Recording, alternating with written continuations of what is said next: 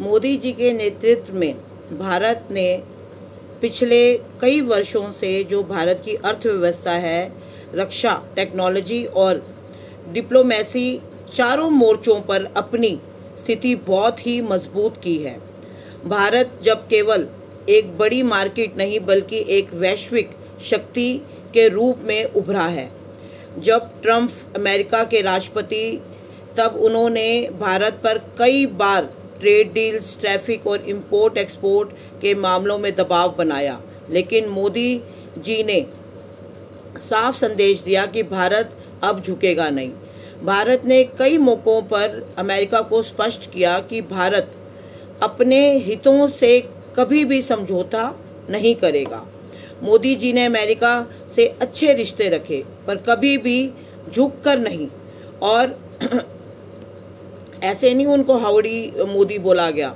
और नमस्ते ट्रम्प जैसे कार्यक्रमों में भारत ने दिखाया गया कि अब भी वो सिर्फ एक फिलोसफर नहीं है बल्कि सम्मान साझेदारी के हकदार हैं। यानी कि जो मोदी जी हैं वो इक्वल पार्टनर्स हैं as compared to Trump, as compared to America.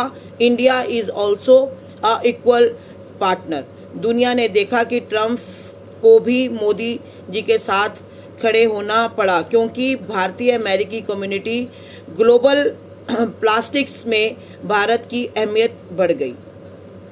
और आपने देखा कि कैसे ओवरऑल जो भारत की जो जैसे अभी मोदी जी ने यूरोपियन संघ के साथ ट्रेड एग्रीमेंट FTA साइन किया।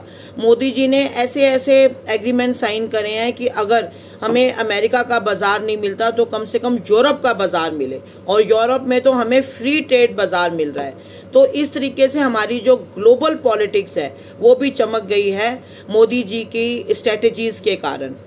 ट्रम्प समझ गए हैं कि भारत के बिना अमेरिका का कोई बड़ा भी जितना भी ग्लोबल गेम है वो पूरा नहीं हो सकता, और मोदी जी ने उनको झुका के दिखा दिया है कि अगर आप ऐसे कोई भी हम पे दबाव डालोगे तो उनके अपने ही जो पार्लियामेंट है वहाँ पे जो सांसद हैं वो ट्रम्प के खिलाफ हो गए हैं। और क्योंकि उनका पूरा हेल्थ जो सेक्टर है वो डगमगा जाएगा जितना उन्होंने टैरिफ इंडिया के ऊपर लगाया हुआ है।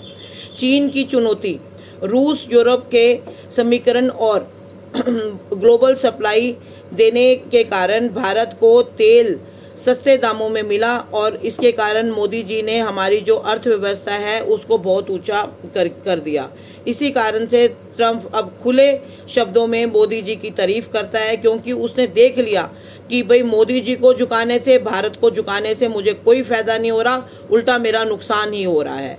तो ट्रम्प पहले तो भारत की क्षमता उन्होंने पूरी भांपी, फिर उस पर दबाव डाला, फिर जब उन्होंने देख लिया कि इन सब बातों का कोई फ़ायदा नहीं हो रहा तो वो फिर से पलट गए हैं और हर वक्त कह रहे हैं कि जो मोदी हैं वो मेरा बहुत अच्छा दोस्त है, और जन्मदिन पे बहुत अच्छी तारीफ़ भी करी, फ़ोन कॉल भी आया उनका।